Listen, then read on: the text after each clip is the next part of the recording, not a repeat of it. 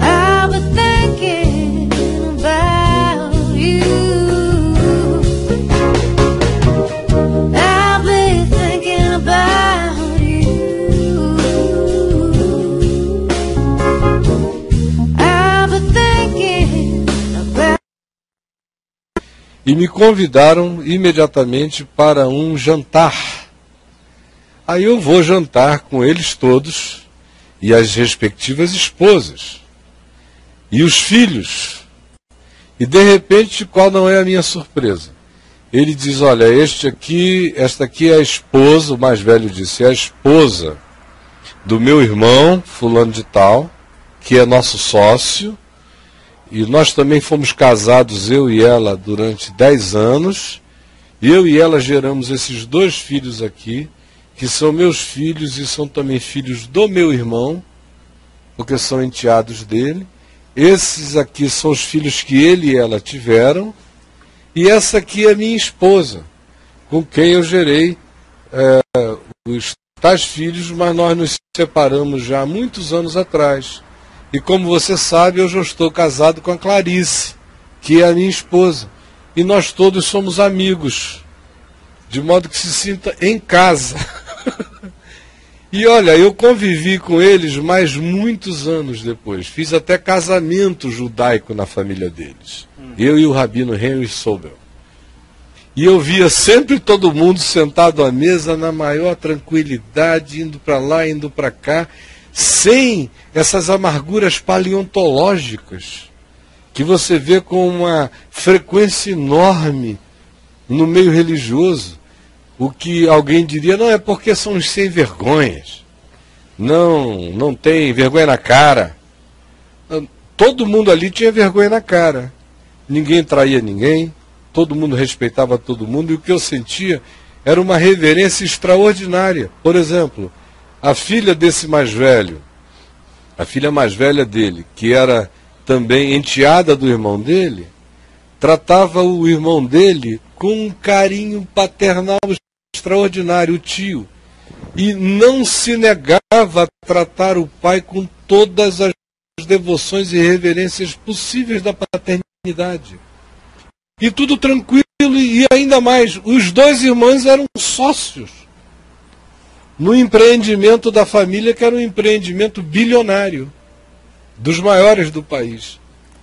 Então eu olhava para aquelas coisas e vejo frequentemente a repetição de várias delas por aí, e fico vendo, meu Deus, como é que gente que não faz a confissão do perdão, nem do amor, nem da graça, nem da misericórdia, nem da vida nova, nem das misericórdias de Deus que se renovam todas as manhãs sobre todas as pessoas, e que tem esse discurso, pessoas que não têm nenhum discurso de que se alguém está em Cristo é nova criatura, que coisas antigas já passaram, pessoas que não dizem esquecendo das coisas que para trás ficam e prosseguindo para aquelas que diante de mim estão, eu prossigo para o alvo, conseguem viver com muito mais naturalidade a condição humana, o erro humano, o equívoco humano, e aplicar perdão, compreensão, boa vontade, entendimento, reconciliação, convívio, sem amargura, do que esses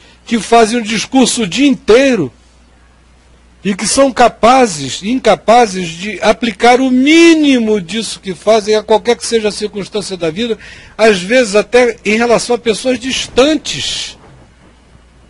Por exemplo, foi aquilo que eu conversei ontem com vocês no final da entrevista, quando vocês perguntaram sobre meu divórcio em 98.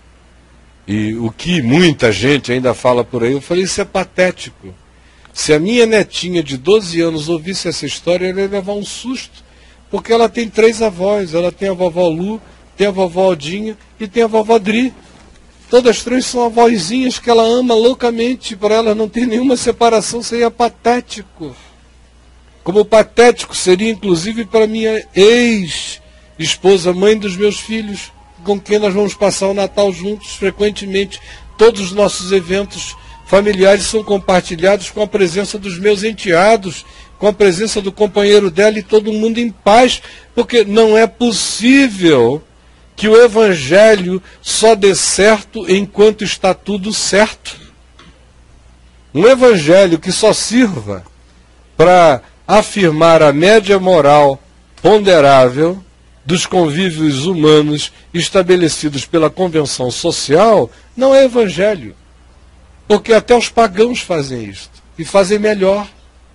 Agora, impõe-se qualquer que seja a contingência, a factualidade, a calamidade, a tristeza, ou um erro de alguém, ou a incapacidade do convívio, por alguma razão, e é consensual. Às vezes os que os implicados consentem, mas a nuvem de testemunhas à volta odeia alguém que elegeu para odiar até o fim, não perdoa jamais, pregando a mensagem do amor de Deus e da reconciliação em Cristo Jesus.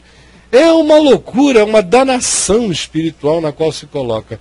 Ela completou alguma coisa? Completou, Caião. Ela diz assim: somos presbiterianos. Vai. Sim.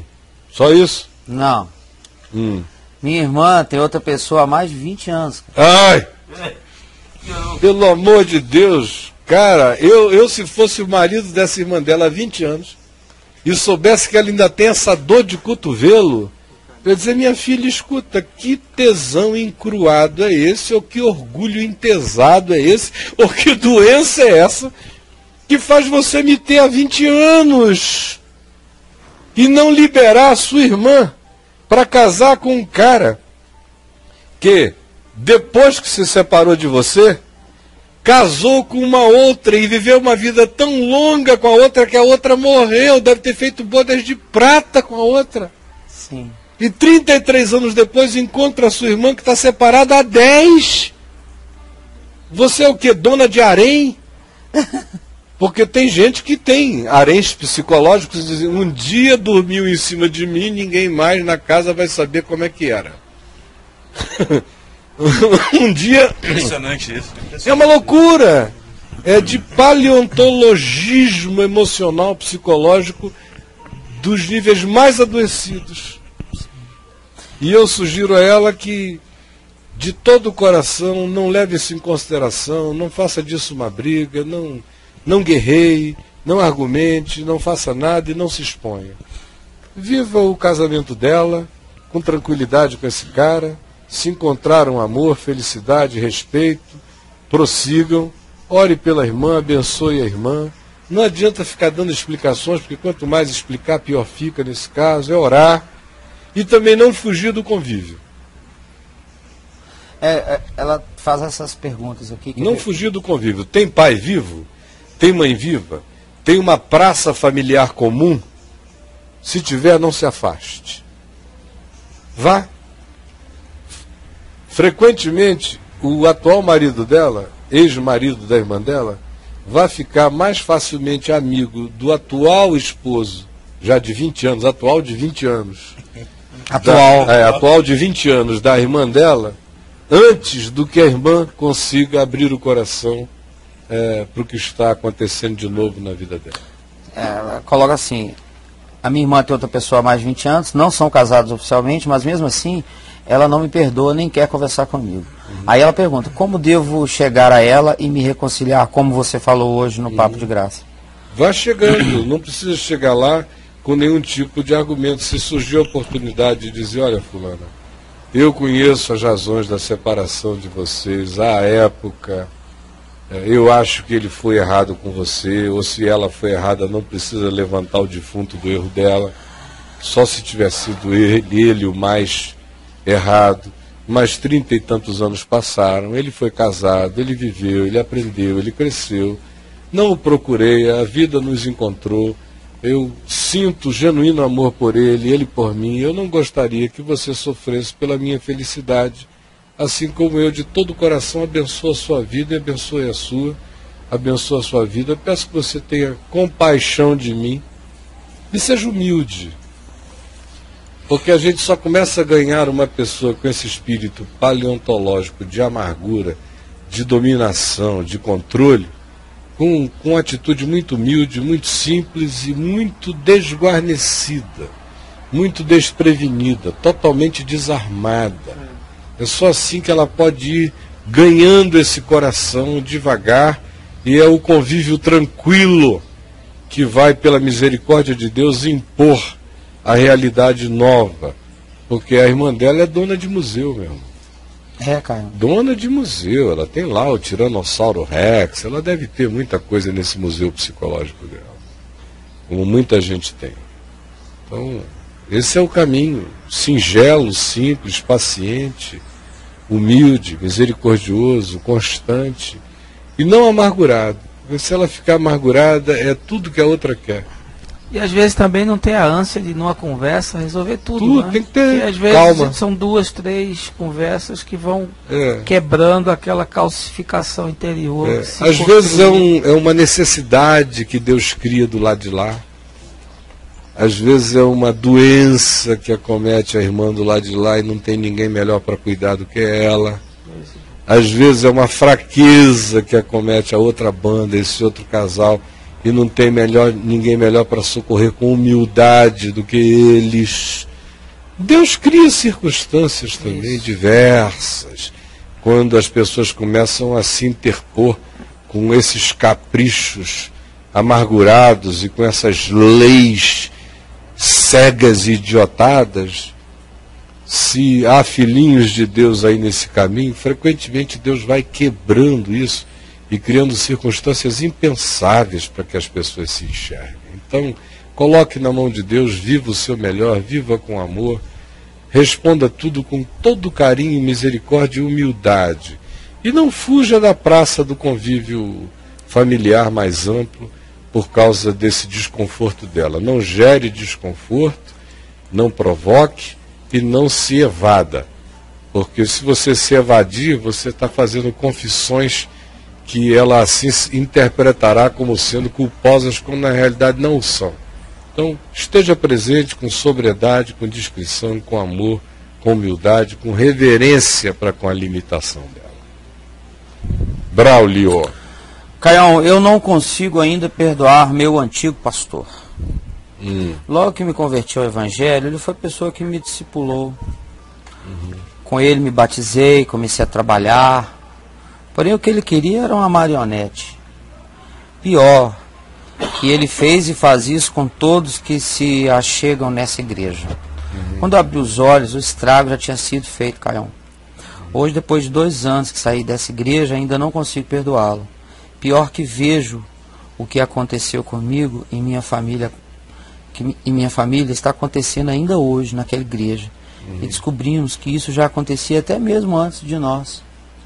Isso me deixa com muita raiva, sabe, Caião? Estou numa nova igreja, onde temos compromisso de perdão, de comunhão, mas a imagem desse pastor sempre me vem. Sinto como se não conseguisse andar direito porque ainda não o perdoei. Claro que não Sinto o consegue. desejo de trabalhar, de ser realmente um ministro do Evangelho. Mas não consigo, penso sempre que estou preso a ele. Está sequestrado. Isso pode acontecer, Caio. Esse Claro. bloqueio pode ser devido a essa falta de perdão? Totalmente. Não precisa nem fazer grandes avaliações. Você está num estado de sequestro. Judá, eu deixei com você um DVD que tem uma gravação de quantos minutos ao todo? Essa aí do filme Seven, 21. Eu quero que você pegue só os últimos minutos dessa gravação, roda e bota no ponto, que é quando eles já estão lá debaixo daqueles fios elétricos de alta tensão e o Morgan Freeman vê um carro chegando e vai abrir uma caixa que está no carro. Quando estiver no ponto, dá um Ave César aqui para o Rodriguito.